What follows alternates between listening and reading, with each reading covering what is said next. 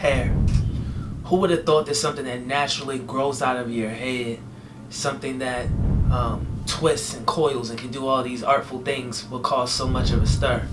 But that's what it feels like being black in America and having hair that shrinks when it's wet and just does so many different things. It can be straightened, it can be blown out, it can be together, it can be all types of things. And because we have this experience of our hair being different than white hair and not being the symbol of beauty, it's caused struggle in so many different ways. It's been deemed in the workplace as something that may not be professional. It can kind of get you labeled and profiled depending on how you're wearing your own hair.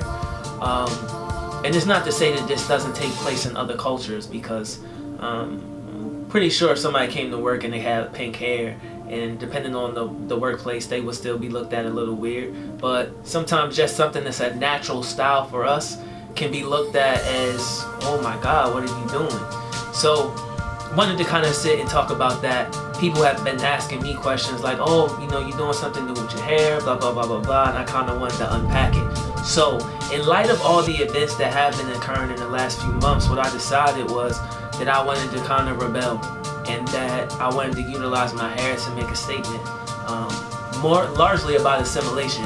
The reason why is I started recognizing that assimilation is what we have been doing and has been the cultural norm for everyone outside of the majority culture, that we've had to assimilate over and over and over again and chip away pieces of ourselves. I'm quite sure everybody who's black has heard the term growing up, an A voice and a B voice. The A voice is the voice that you may utilize around your friends and your family. That's your natural native voice, has all your colloquialism. It even has different kind of body language and things, like when you're communicating and conversing.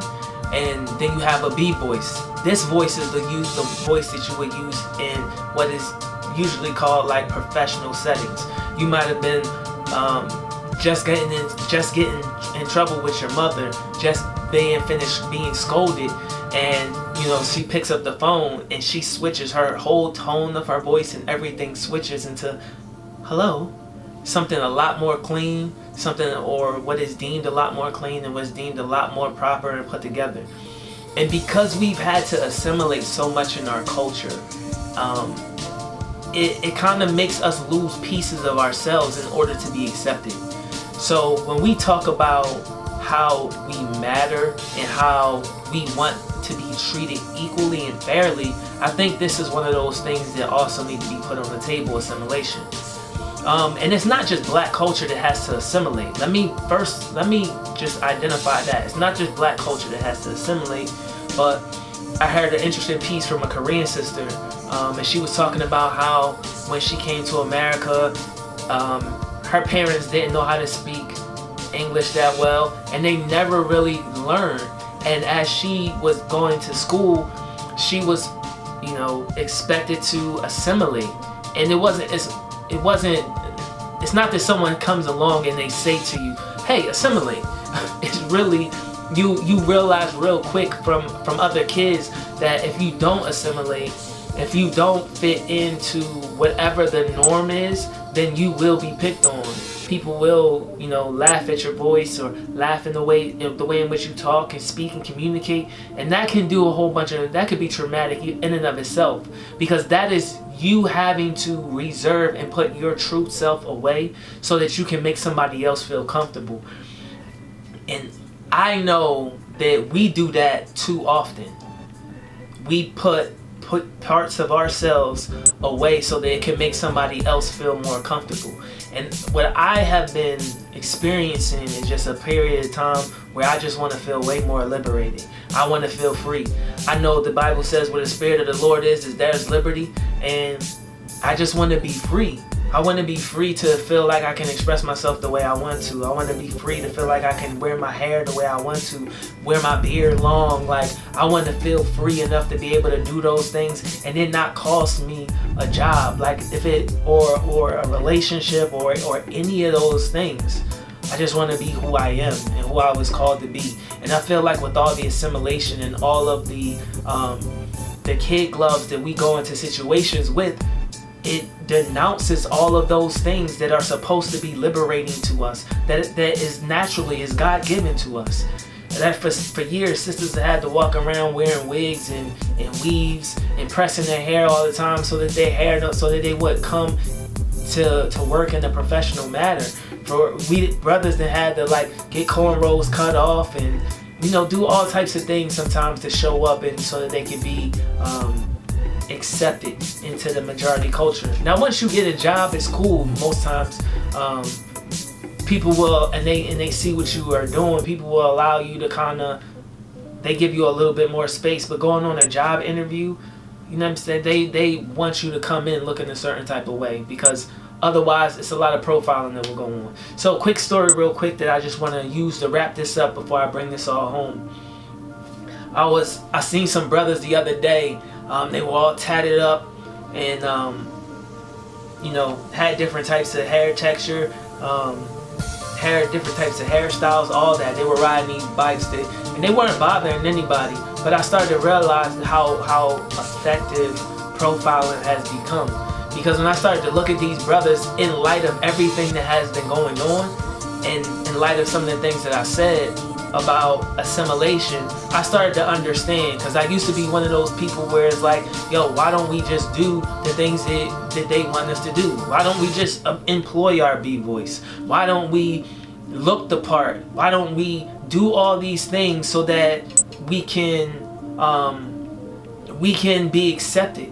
And I think that's the problem that I'm having more than anything else, is like this feeling of being accepted by other people,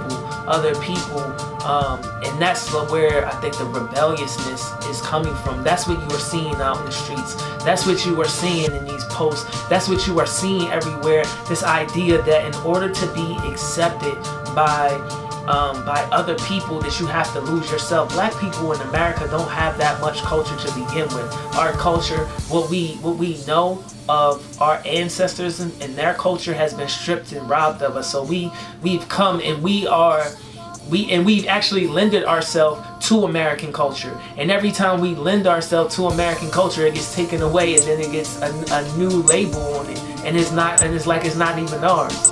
Rock and roll, jazz, the blues, like that's very rap. Like, I mean, if you really start to unpack this, American culture has been eating off the profits of people of color for a long time. And I'm not really trying to get into all that because I wanted to stick to hair. But I want you to understand that even a topic about hair can blend itself into other areas. And I started to look at these brothers riding these bikes, and I said, wow, this is why you don't assimilate. Because in all that you do to assimilate, to give up yourself in order to become accepted by a different kind of culture, and to still be robbed of equal opportunity, to still have to give up more, because that's what it becomes. Like, the moment that you start giving up a little bit, it's like then they're asking you to give up even more and even more. I'll give you a case in point for the people who don't believe. Y'all remember when Trayvon Martin got murdered, right? I remember President Obama. This man is the president of the United States, and he says Trayvon could have been my son. And I've seen what the media did, how they ran with that idea, and how they were trying to bash this man for saying he could have been my son, he looks like me, and identifying, all he did was identify that it's the same race. So this is personal, this is more, this hits home to me. And from just saying something like that, people were telling him that he shouldn't make it about color and all types of other things.